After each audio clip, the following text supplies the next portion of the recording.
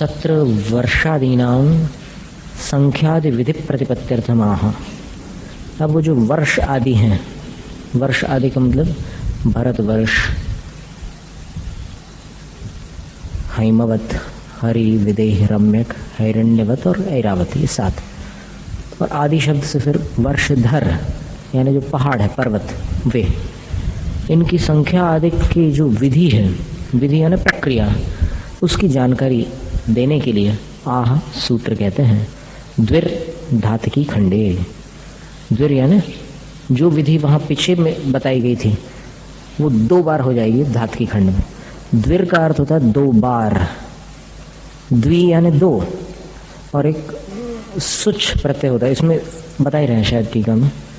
भर्तादीनाम द्रव्याणाम इहाभ्यावृत्ति भर्तादीनाम द्रव्याणाम इहाभ्यावृत्तिर विवक्षिता। इस सूत्र में भरत आदिक द्रव्यों की अभ्यावृत्ति विवक्षित है। अभ्यावृत्ति मतलब उसका संबंध विवक्षित है। तत्र कथम सुच, फिर उसमें सुच प्रत्यय कैसे हो सकता है? तो बोलते अध्याह्रियमाण क्रियाभ्यावृत्ति द्योतनार्थ है सुच। जो अध्याह्रियमाण यानी जिसका संबंध जोड़ा जा रहा है, उसकी क्रिया के साथ जो अभ्यावृत्ति है, संबंध, उसको प्रकाशित करने के लिए सुच प्रत्यय है। यथा जैसे द्विस्तावानयम प्रासादो मीयते इति, जैसे द्विस्तावानयम, यह जो प्रासाद है, महल है, वो द्विस मीयते, दुगना मापा जाता है, यानी किसी की अपेक्षा से वो महल दुगना होगा तो उसको इस अपेक्षा बताया। तो द्विस या द्विर है तो द्विह ऐसा बन जाता है, तो उसका अर्थ होता है 2 बार या दुगना। एवं द्विर्धात की खंडे भारतादेव मीयन्ते, इस प्रकार द्विर्धात की खंडे इस सूत्र में भरत आदिक मापे जाते हैं। तद यथा, उसका खुलासा कर रहे हैं। अभी तो ये थ्योरी हो गई, अब उसको बता रहे हैं कि किस प्रकार से। तो द्वाभ्याम विश्वाकार पर्वताभ्याम दक्षिणोत्तरा रायताभ्याम, 2 जो ईश्वाकार पर्वत है, ईश्व यानी बाण होता है, और बाण का आकार सीधा सीधा होता है, सीधा, बाण की गति भी सीधी होती है। तो ईश्वाकार पर्वताभ्याम, ऐसे 2 सीधे पर्वतों से दक्षिण उत्तर आयताभ्याम, जो कि दक्षिण से उत्तर की तरफ आयत है, लंबे हैं। ईश्वाकार पर्वत जो है दक्षिण से उत्तर की तरफ लंबे होते हैं। और लवणोद कालोद वेदिका स्पृष्ट कोटिभ्याम, लवण समुद्र और कालोद समुद्र, धातकी खंड की चर्चा चल रही है, तो वो लवण समुद्र को एक तरफ से छुएगा ईश्वाकार पर्वत, 2 ईश्वाकार पर्वत हैं धातकी खंड में, तो लवण समुद्र को एक तरफ छूता है और दूसरी तरफ कालोद समुद्र को, जो धातकी खंड के उस तरफ है, आगे की तरफ। तो लवण और कालोद की वेदिका से स्पृष्ट है कोटिभ्याम, कोटियां जिसकी, किनारे जिसके, और विभक्तो धातकी खंड पूर्वापरः। इस प्रकार धातकी खंड का विभाजन हो जाता है पूर्व धातकी खंड और पश्चिम धातकी खंड। मतलब ये समझ लो कि ऐसे जम्बूद्वीप तो गोल हो गया, उसमें बीच में मेरू है, उसके पूर्व और पश्चिम दिशा में विदेह क्षेत्र है, उत्तर दक्षिण में फिर बाकी सारे क्षेत्र, उत्तर ऐरावत आदि है, नीचे भरत आदि है, ऐसे। अब धातकी खंड जो है उसको घेर करके जो समुद्र है, समुद्र को घेर करके धातकी खंड द्वीप है, ऐसे। तो धातकी खंड में जो है ये दक्षिण उत्तरतः, ये बताया है कि दक्षिण से उत्तर की तरफ ऐसे एक पर्वत विस्तृत है, लंबा है। तो वो जो पर्वत है वो 2 ईश्वाकार पर्वत है। ईश्वाकार है ना, बाण जैसे आकार वाले, ऐसे सीधे। अगर कहीं चित्र हो तो फिर उसमें अपन देख सकते हैं। अब ये समझ लो कि ऐसे ये गोल हो गया, फिर उसको घेर करके एक गोल हो गया, अंदर जो है जम्बूद्वीप है, उसके आगे लवण समुद्र, उसके आगे ये एक आकार बन गया। अब उसमें सबसे ऊपर की तरफ, उत्तर की तरफ जाना है यहाँ मेरू से, तो उसके बीच में एक ईश्वाकार पर्वत है, दक्षिण से उत्तर की तरफ जाने वाला। तो दक्षिण में लवण समुद्र की वेदिका को उसका एक किनारा छू रहा है, और उत्तर में कालोद समुद्र की वेदिका को उसका दूसरा किनारा छू रहा है। ऐसा है, उत्तर किनारा जो है उसका ईश्वाकार का, वो कालोद समुद्र की वेदिका को छू रहा है। वेदिका का मतलब उसकी जो किनारा, मतलब जो उसका घेराव है, समझ लो। हाँ, धातकी खंड के दोनों तरफ समुद्र है, टापू ही है वो, द्वीप है, धातकी खंड द्वीप है। हाँ, ऐसे ही है। धातकी खंड अंदर की तरफ से, अगर सुदर्शन मेरू की तरफ जाएंगे तो आप अंदर की तरफ से लवण समुद्र को स्पर्श कर रहे हैं, और फिर बाहर की तरफ कालोद समुद्र, उसके आगे पुष्कर द्वीप है। तो ये बात स्पष्ट हो गई कि धातकी खंड जो है वो ऐसे ऊपर की तरफ, उत्तर की तरफ एक ईश्वाकार पर्वत से और नीचे दूसरे ईश्वाकार पर्वत से, अब देखिए ऐसे एक लाइन खींच गई, तो फिर धातकी खंड के दो भाग हो गए। तो पूर्वा पर इति, एक पूर्व धातकी खंड और दूसरा अपर धातकी खंड। समझ में आ रहा है ना सब पूरा? पूर्व धातकी खंड और अपर यानी पश्चिम धातकी खंड। तत्र पूर्वस्य अपरस्य च मध्ये, उनमें पूर्व और अपर यानी पश्चिम, इन दोनों के ठीक बीच में द्वौ मंदरो, दो मंदिर यानी मेरू है। कुल 5 मेरू होते हैं 2.5 द्वीप में। तो ये पहला मेरू तो यहाँ सुदर्शन मेरू सबसे बीच में जम्बू द्वीप के, ये धातकी खंड के बीचों बीच 2 मेरू हैं।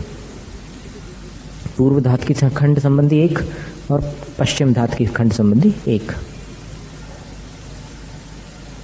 तयोर उभय दो, उन मेरुओं के उभय दो माने दोनों बाजू, भरतादीनि क्षेत्राणि हिमवदादयश्च वर्षधर पर्वता। भरत आदि क्षेत्र होते हैं और हिमवान आदि वर्षधर पर्वत होते हैं। एवं द्वौ भरतौ द्वौ हिमवन्तौ इत्येवमादि संख्यानम द्विगुणम वेदितव्यम। इस प्रकार 2 भरत 2 हिमवान इत्यादि संख्या को दुगुनी जान लेना चाहिए। आ गया ना समझ में? 2 मेरू के आसपास, जैसे यहाँ जम्बूद्वीप में 1 मेरू के आसपास जो व्यवस्था थी, वैसे ही वहां पर 2 मेरुओं के आसपास व्यवस्था होगी। जम्बू द्वीप हिमवद आदि नाम वर्षधाराणाम यो विष्कम्बस। अब इसमें फर्क इतना है कि जम्बू द्वीप के हिमवान आदि पर्वतों का जो विष्कम्ब यानी जो चौड़ाई है, तद द्विगुणो धातकी खंडे, उससे दुगुना धातकी खंड में रहेगा हिमवद आदि नाम वर्षधराणाम। ठीक है। और वर्षधराश चक्रारवत अवस्थिता है। वर्षधर जो रहते हैं वो, यहाँ पर पहाड़ों की जो व्यवस्था है वो थोड़ी जम्बूद्वीप से अलग है।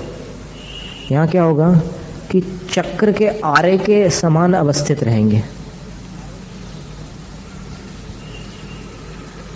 जो मेरू पर्वत है ना बीच में, उसमें ऐसे ऐसे निकलेंगे वो चक्र के आरे के समान।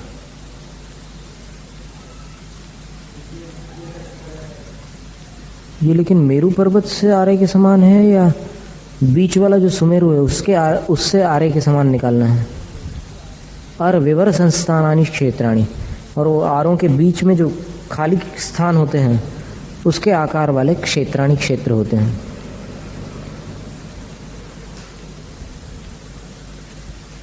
चक्र में जिस प्रकार आरे होते हैं उसी प्रकार ये पर्वत क्षेत्रों के मध्य में अवस्थित है, और चक्र में छिद्रों का जो आकार होता है वहाँ के क्षेत्रों का वही आकार है। ठीक है, वो तो अर्थ वही है, मूल में जो था। ये कहीं चित्र है क्या 2.5 द्वीप का?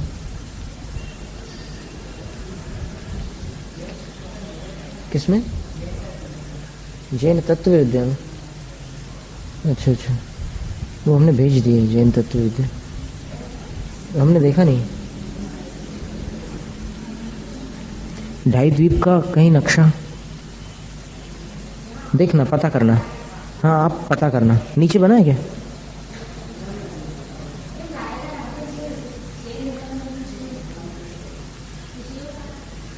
उसको देख सकते हैं, तो फिर त्रिलोकसार में बना होगा, वो मिल जाएगा। त्रिलोकसार जो रखा है ना आपने, हाँ वो तो उसमें दिया होगा त्रिलोकसार में।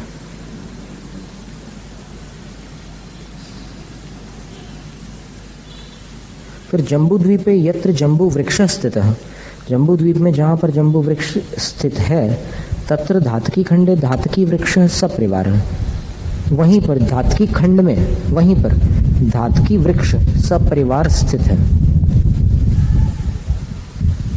और तद योगात, उसके योग से यानी उसके समागम से, धातकी खंड इति द्वीपस्य नाम प्रतीतम, धातकी खंड इस प्रकार द्वीप का नाम प्रतीतम निश्चित हुआ है।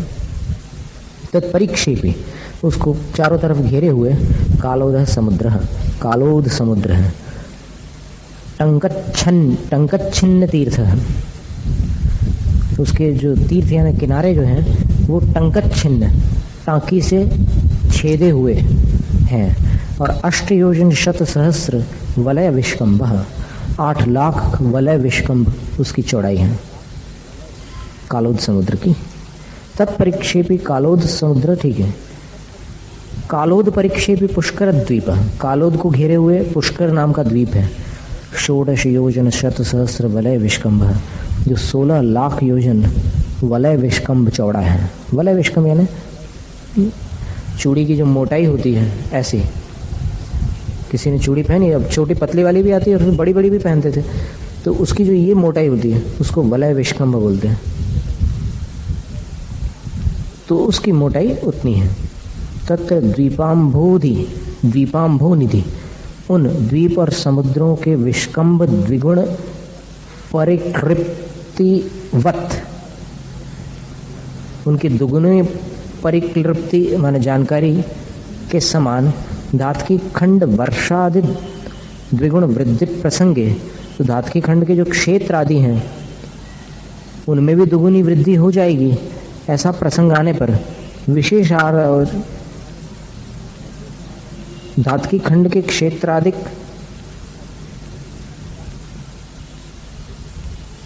एक मिनट फिर से इस पंक्ति को पढ़ो। तत्र, उनमें, किनमें, धातकी खंड के आगे जो द्वीप समुद्र है उनमें द्वीपाम्भो निधि विष्कंभ द्विगुण परिकृप्ति वत, जो उनकी चौड़ाई है उसमें दुगुनी की परिकृप्ति है, माने एक निर्धारण है, उसी के समान धातकी खंड वर्षादि द्विगुण वृद्धि प्रसंग है। तो फिर पुष्कर द्वीप में धातकी खंड में जितने क्षेत्र हैं उससे और दुगने हो जाएंगे, माने यहाँ 2 मेरु है तो वहाँ 4 मेरु हो जाएंगे पुष्कर द्वीप में। तो ऐसा प्रसंग आने पर, क्योंकि अगर हम आगे का सूत्र नहीं कहेंगे तो ऐसे ही प्रसंग निकलेगा, इसलिए विशेष अवधारणार्थम, विशेष निर्णय करने के लिए आह सूत्र कहते हैं पुष्करार्धे च, पुष्कर द्वीप में आधे भाग में धातकी खंड जैसी व्यवस्था रहेगी। और उसके आगे क्या होगा, तो उसके आगे अभी आगे के सूत्र में बता रहे हैं, किम, क्या, आधे पुष्कर आधे द्वीप तक क्या, तो बोले कि द्विरीति अनुवर्तते, दुगुना, ये अभी अनुवृत्ति चालू है। किम अपेक्षा द्विरावृत्ति है, किस अपेक्षा वो 2 की आवृत्ति है, आवृत्ति माने दोहराव। तो जम्बूद्वीप भरत हिमवदाद्यपेक्षयैव, जम्बूद्वीप संबंधी जो भरत हिमवान आदि है ना, उनकी अपेक्षा से ही दुगुना लेना। कुतः, कैसे, ये आपको कैसे मालूम पड़ा? शंका कर रहा है आचार्य महाराज से कि आपने कैसे जाना कि जम्बूद्वीप संबंधी भरत आदि से ही दुगुना लेना है? तो बोले व्याख्यानतः, व्याख्यान के माध्यम से, पूर्व गुरु परंपरा से जो व्याख्यान चला आ रहा है उससे ये बात समझ में आ जाती कि नहीं, भरत, ये जम्बूद्वीप संबंधी जो भरत आदि है उसी से दुगना वहाँ परिमाण लेना है। यथा धातकी खंडे, जिस प्रकार धातकी खंड में हिमवद आदि नाम विष्कंभस, हिमवान आदि पर्वतों का विष्कंभ यानी चौड़ाई है, तथा उसी प्रकार पुष्करार्धे हिमवद आदि नाम विष्कंभो द्विगुण इति व्याख्यायते, उसी प्रकार पुष्कर के आधे भाग में हिमवान आदि का जो विष्कंभ है वो दुगुना है, इस तरह व्याख्यान किया जाता है।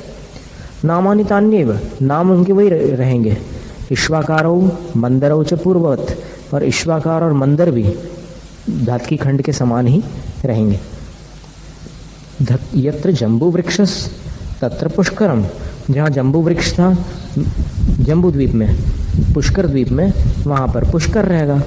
पुष्कर का अर्थ कमल होता है, तो फिर पुष्कर कहाँ, जमीन पर तो रहेगा नहीं, कमल जो होगा पानी में रहेगा। सब परिवारम, लेकिन उसके परिवार कमल भी रहेंगे, अकेला एक कमल नहीं होगा सरोवर में, बहुत सारे कमल होंगे। ततएव, उससे ही तस्य द्वीपस्य नाम रूढ़म पुष्कर द्वीप थी। उस कमल के कारण ही उस द्वीप का नाम रूढ़ हो गया पुष्कर द्वीप। इस प्रकार अतः कथम पुष्करार्ध संज्ञा। अब पूछा कि भाई ये पुष्करार्ध ऐसा नाम क्यों दे दिया आपने, जब पुष्कर द्वीप पूरा द्वीप है तो उसके आधे भाग की व्यवस्था ऐसी क्यों बता दी। तो बोले कि मानुषोत्तर शैल, मानुषोत्तर शैलेन, मानुषोत्तर शैल का अर्थ होता है पर्वत। कई लोगों का नाम रहता है शैलेश, तो पर्वतों का ईश माने पर्वतों का मुख्य स्वामी सुमेरु पर्वत, शैलेश का अर्थ सुमेरु पर्वत है, तो वो नाम चलते हैं। तो मानुषोत्तर शैलेन, मानुषोत्तर पर्वत के द्वारा विभक्तार्धत्वात्, विभाजित है आधा भाग जिसका, ऐसा होने के कारण पुष्करार्ध संज्ञा, पुष्करार्ध ये नाम पड़ जाता है। अत्राह, यहाँ कोई कहता है किमर्थम जम्बूद्वीप हिमवद आदि संख्या द्विरावृत्ति पुष्करार्धे कथ्यते। जम्बूद्वीप और हिमवान आदि की संख्या दो आवृत्त, द्विरावृत्ता, द्विरावृत्ता माने दुगनी आवृत्त वाली पुष्करार्धे कथ्यते, ऐसा क्यों कहा जाता। पुष्कर के आधे भाग में ऐसे डबल डबल हैं जम्बूद्वीप की जो व्यवस्था उसके। न पुनः कृत्स्न एवं पुष्कर द्वीप है, बोले कि उसके पूरे पुष्कर द्वीप में ऐसा क्यों नहीं कहते। पूरे पुष्कर द्वीप में भी तो विभाग हो सकता है ना इन क्षेत्रों का, मेरू पर्वत आदि का। आधे पुष्कर में क्यों किया ऐसा विभाग, क्यों बता रहे हो ऐसा। तो इति अत्र उच्यते, इसलिए यहाँ पर कहते हैं प्रांग मानुषोत्तरान मनुष्याः। मानुषोत्तर नाम का एक पर्वत है, उसके प्रांग माने पहले तक मनुष्य, मनुष्य होते हैं। पुष्कर द्वीप बहुमध्य देश भागी, पुष्कर द्वीप के बिल्कुल बीचों बीच, बहुमध्य देश भागी, बीचों बीच वलयावृत्त, वलय वृत्तो, वलय वृत्त माने एक गोल चूड़ी के आकार वाला, मानुषोत्तरो नाम शैल है, मानुषोत्तर नाम का पहाड़ है। तस्मात् प्रागेव मनुष्या न बहिरिति, उसके पहले ही मनुष्य हैं, बाहर नहीं है। ततो न बहिः पूर्वोक्त क्षेत्र विभाग होती, इसलिए उससे बाहर पूर्वोक्त क्षेत्रों का विभाग नहीं होता। न नास्माद उत्तरम कदाचिदपि विद्याधरा रिद्धि प्राप्त अभी मनुष्या गच्छन्ति अन्यत्र उपपाद समुद्घाताभ्याम। बोले कि उस मानुषोत्तर से आगे कभी विद्याधर या रिद्धि को प्राप्त करने वाले बड़े बड़े मुनिराज भी मनुष्य पर्याय में नहीं जाते वहां मानुषोत्तर पर्वत के आगे। अन्यत्र, अब उसमें एक अपवाद बता दिया कि उपपाद और समुद्घात। उपपाद यानी अगर देव पर्याय में किसी जीव को उत्पन्न होना है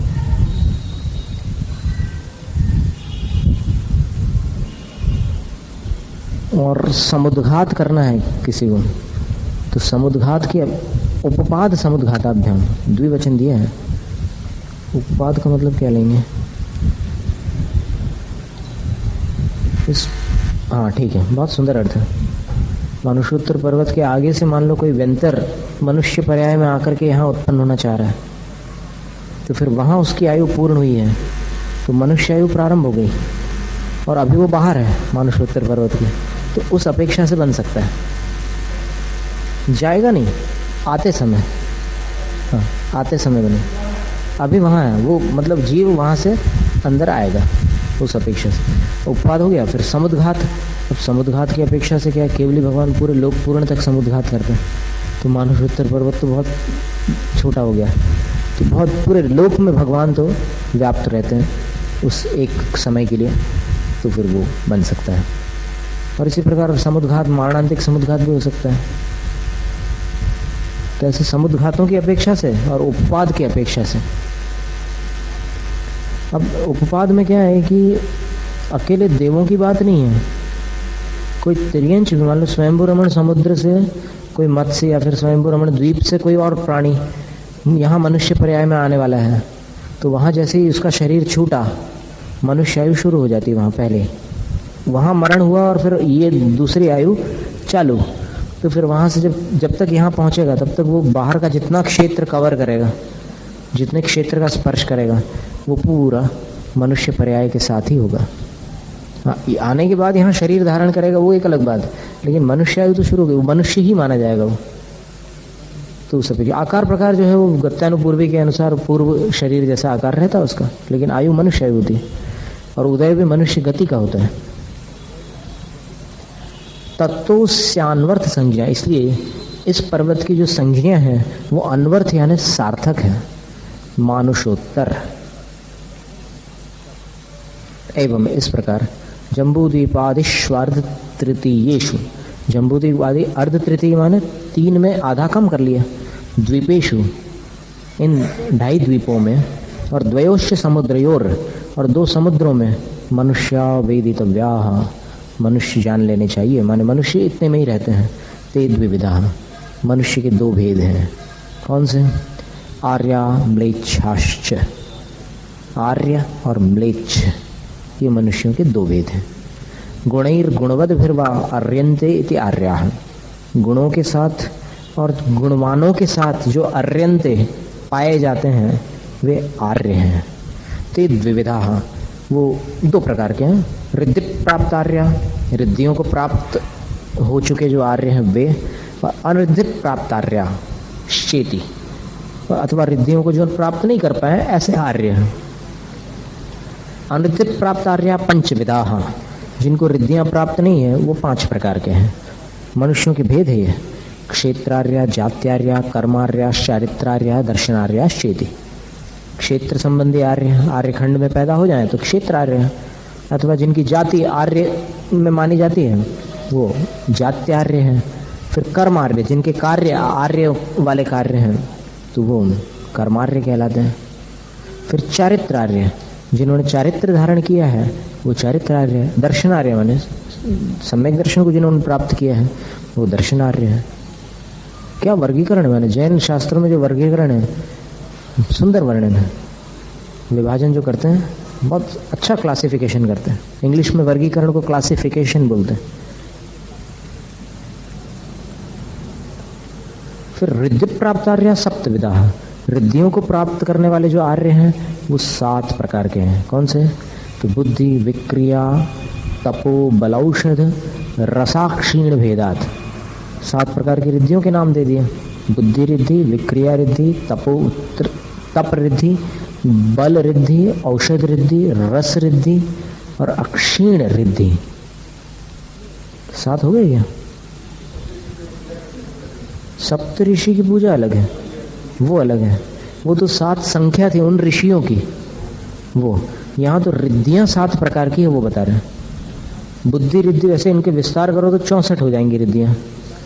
बुद्धि रिद्धि की 18 वेद। अपन पिछले साल वहाँ पर धनलक्ष्मी में हमने नित्या प्रकंपा भूत कैवल होगा, उस पर भी हमने पूरा व्याख्यान किया था। वो हर साल कुछ कोर्स बदलता है थोड़ा बहुत, प्रोस्पेक्टस और फिर वहाँ पर और भी एक दर्शन पाठ और लिया था।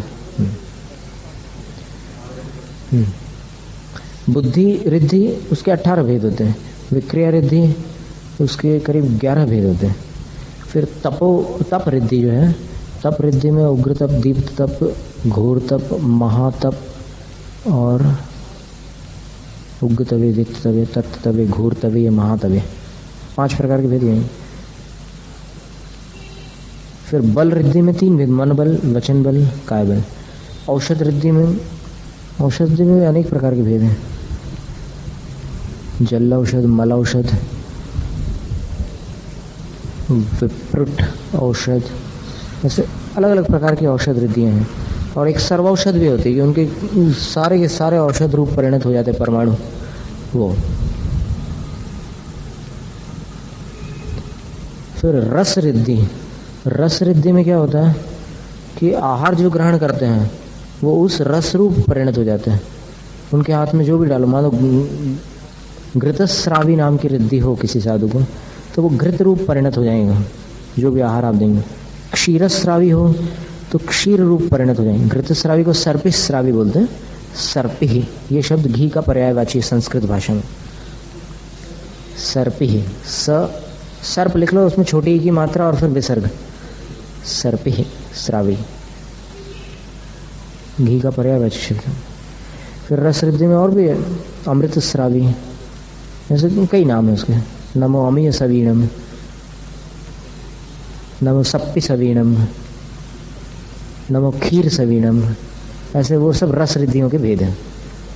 फिर अक्षीण रिद्धि के 2 भेद होते हैं, अक्षीण आलय और अक्षीण महानस।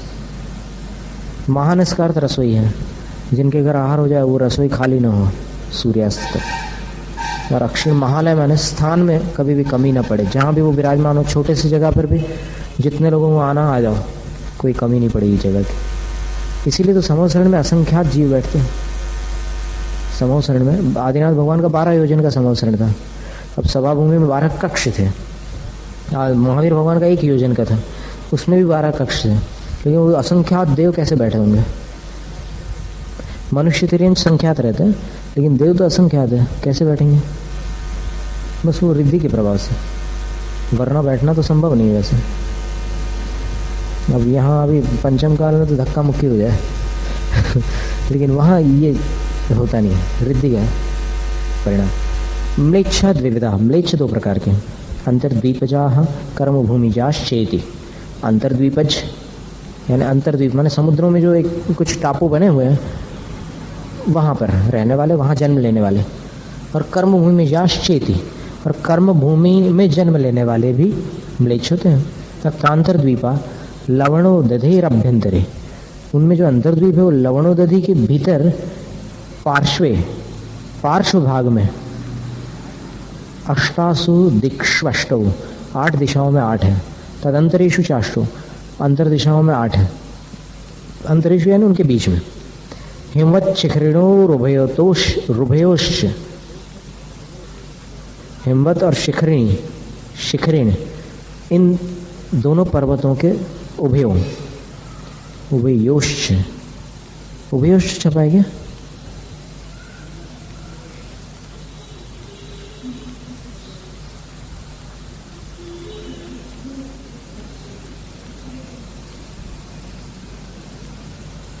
तो उभ शब्द से बना होगा। 2 मतलब व्याकरण में हम बहुत सोच रहे हैं, व्याकरण से कैसे बना है ये शब्द? उभ शब्द से बन सकता है, उभयोश्च। और उभय शब्द से बनाएंगे तो उभयोश्च ऐसा बनेगा। द्विवचन का प्रयोग है। तो हिमवान और शिखरी पर्वत के दोनों तरफ विजयार्धयो रंतेष्वष्टो, और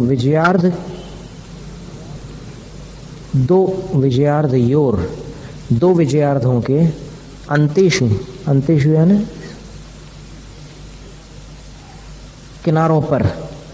अब 2 विजयार्धों के किनारे कितने हो जाएंगे? 4, तो इसलिए उसको अंतेषु कह दिया। अष्टौ 8, 2 विजयार्धों के किनारे 4 हुए और वहां अंतर्द्वीप 8 हो गए।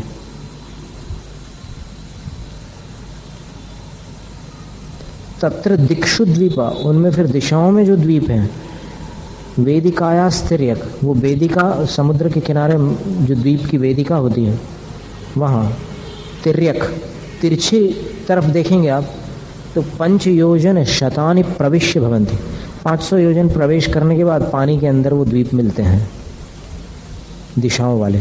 और विदिक्ष्वंतरेषु च, और विदिशाओं में और अंतरालों में जो द्वीप होते हैं वो